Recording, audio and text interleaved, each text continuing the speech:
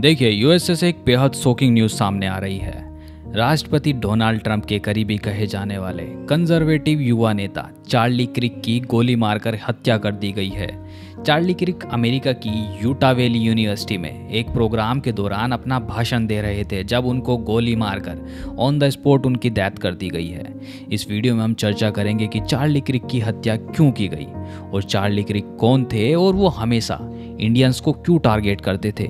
मेरा नाम कुंवर है और स्वागत है आपका आपके अपने YouTube channel the bulletin world पर। तो सबसे पहले मैं बता दूं कि चार्ली क्रिक कौन था। देखिए, चार्ली क्रिक एक 31 साल का अमेरिकन एक्टिविस्ट था जिसने टर्निंग पॉइंट यूएसए नाम की एक कंजर्वेटिव ऑर्गेनाइजेशन की स्थापना की थी। और क्रिक ने इस ऑर्गेनाइजेशन की स्थापना साल 2012 में करी थी जब वो केवल 18 साल का था। और इस ऑर्गेनाइजेशन का जो मोटो था वो कॉलेज के स्टूडेंट और बेसिकली यूथ को टारगेट करता था, जो उनको राइट विंग आइडियाज़ जैसे ट्रंप की जो पॉलिसीज़ थी और जो उनकी कंजर्वेटिव आइडियोलॉजीज़ थी उसको सपोर्ट करने के लिए मोटिवेट करता था। और क्रिक का स्टाइल काफ़ी ज़्यादा बोल्ड और कंट्रोवर्शियल रहा है हमेशा से ही। वो इमिग्रेशन, अबॉर्शन और यूएसए में जो गन कल्चर है उसको वो हमेशा से काफ़ी स्ट्रोंगली अपने ओपिनियंस को रखते हुए आए हैं। और उनका आज के टाइम पर एक बड़ा फैन बेस था यूएसए के अंदर, स्पेशली जो यंग रिपब्लिकन्स हैं उसमें वो काफ़ी ज़्यादा फेमस थे।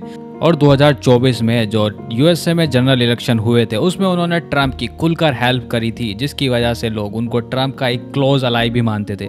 और उनकी जब डेथ की गई तो उसके बाद ट्रंप ने भी खुद उनकी डेथ के बाद कहा है कि Charlie was a legend, no one can understood Americans youth better than him.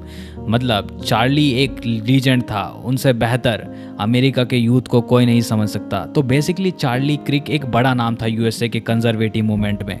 लेकिन उनकी डेथ के बाद जो कंजर्वेटिव लोग हैं उनको एक गहरा सदमा लगा है। और देखिए, इसमें कोई दो राय नहीं है कि चार्ली क्रिक एक कंट्रोवर्शियल फिगर था और हमेशा H1B वीज़ा को लेकर वो इंडियंस को टारगेट करता रहता था। अब आप में से बहुत सारे लोग होंगे जिनको H1B वीज़ा का मतलब नहीं पता होगा, तो मैं आपको सिंपल वर्ड्स में बताऊं। ये एक यूएस वीज़ा होता है जो फॉरेन वर्कर्स होते हैं, स्पेशली जो टेक और स्किल्ड प्रोफेशनल्स होते हैं उनको दिया जाता है जो यूएस कंपनीज में काम करते हैं। इसमें ज़्यादातर लोग इंडिया से होते हैं क्योंकि देखिए, इंडियन प्रोफेशनल्स टेक इंडस्ट्रीज़ में बहुत स्ट्रॉन्ग है, जैसे software engineers, data scientist, doctors, researchers वगैरह वगैरह। और रिसेंट में किए गए चार्ली क्रिक के इस ट्वीट को देखिए जिसमें वो फॉक्स न्यूज़ की लोरा इंग्राहम के एक ट्वीट को रिस्पॉन्स में लिखते हैं कि H1B वीज़ा की वजह से अमेरिकन वर्कर्स के जॉब छीन रहे हैं। उनके हिसाब से जो इंडियन वर्कर्स हैं वो H1B वीज़ा पर अमेरिका में आते हैं और कंपनीज़ को एक चीप लेबरर के रूप में उनकी जो अमेरिकन की जो जॉब है वो खा जाते हैं।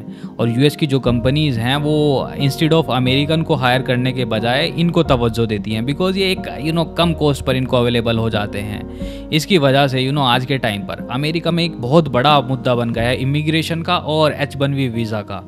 एक तरफ देखिए, क्रिक जैसे लोग जो कहते हैं कि H1B वीज़ा से अमेरिकन वर्कर्स की जॉब छिन रही है, उनका आर्ग्यूमेंट है कि कंपनीज फॉरेन वर्कर्स को हायर करती है क्योंकि वो कम सैलरी में काम करने को रेडी हो जाते हैं और इसकी वजह से जो लोकल अमेरिकन्स हैं उनमें जो जॉब को लेकर जो कंपटीशन है वो बहुत ज़्यादा दिन प्रतिदिन बढ़ रहा है। दूसरी तरफ बहुत सारे लोगों का मानना है कि H1B वीज़ा पॉलिसी इकोनॉमी के लिए अच्छी है क्योंकि ये जो टैलेंटेड वर्कर है वो अमेरिका के अंदर लेकर आती है और जो नए आइडियाज़ है, इनोवेशंस है और ग्रोथ लेकर आते हैं फिर यूएसए में। जैसे सिलिकॉन वैली में काफ़ी सारे इंडियंस इंजीनियर्स हैं, उन्होंने बड़े बड़े इन्वेंशन किए हैं। अगर ये वीज़ाज बंद हो जाएं तो कंपनीज को टैलेंट शॉर्टेज पड़ सकती है अमेरिका के अंदर और जो यूएस की ग्लोबल कम्पिटिटिवनेस है वो कम हो जाएगी। हालांकि देखिए, इमिग्रेशन का और H1B वीज़ा का ये एक बहुत पुराना डिबेट रहा है यूएसए में, लेकिन क्रिक के इस स्टेटमेंट ने इसको और ज़्यादा इंटेंसिफाई कर दिया था क्योंकि उन्होंने वो डायरेक्टली इंडियन वर्कर्स को टारगेट किया था। बट मेरा पर्सनली मानना है कि H1B वीज़ा रूल अगर टाइट होते हैं या वीज़ा कैप कम होता है तो इसका डायरेक्ट इम्पैक्ट इंडियंस प्रोफेशनल्स पर पड़ सकता है जो यूएस में आज के टाइम पर जॉब अपॉर्चुनिटीज सर्च कर रहे हैं या ऑलरेडी वहाँ काम कर रहे हैं। लेकिन मोस्ट लाइकली मुझे लगता है कि ट्रंप H1B वीज़ा को लेकर जल्द ही कोई बड़ा स्टेप ले सकते हैं। जिस तरीके से उन्होंने इंडिया पर टैरिफ्स लगाए हैं और इंडिया के खिलाफ बयानबाजी की है, इसको लेकर इंडियन गवर्नमेंट को और जो इंडिया के लोग हैं उनको सतर्क रहना पड़ेगा कि हम इन द फ्यूचर क्या स्टेप लें। और देखिए, यूएस में चार्ली क्रिक के असैसिनेशन को डेमोक्रेटिक और रिपब्लिकन्स दोनों पार्टी के जो बड़े लीडर्स हैं उन्होंने कंडेम किया है और कहा है कि पॉलिटिकल वायलेंस की अमेरिका के अंदर कोई जगह नहीं है। अगर आपको ये वीडियो पसंद आया हो तो इस चैनल को सब्सक्राइब कर लो और इस वीडियो को लाइक भी कर लो। मिलते हैं आपसे नेक्स्ट वीडियो में, but before you leave attempt this MCQ and comment the right option below. हाल ही में सागर माथा फ्रेंडशिप जॉइंट मिलिट्री एक्सरसाइज किन दो देशों के बीच कंडक्ट की गई? आपके ऑप्शन हैं इंडिया और नेपाल, चाइना और पाकिस्तान, नेपाल और चाइना, इंडिया और भूटान।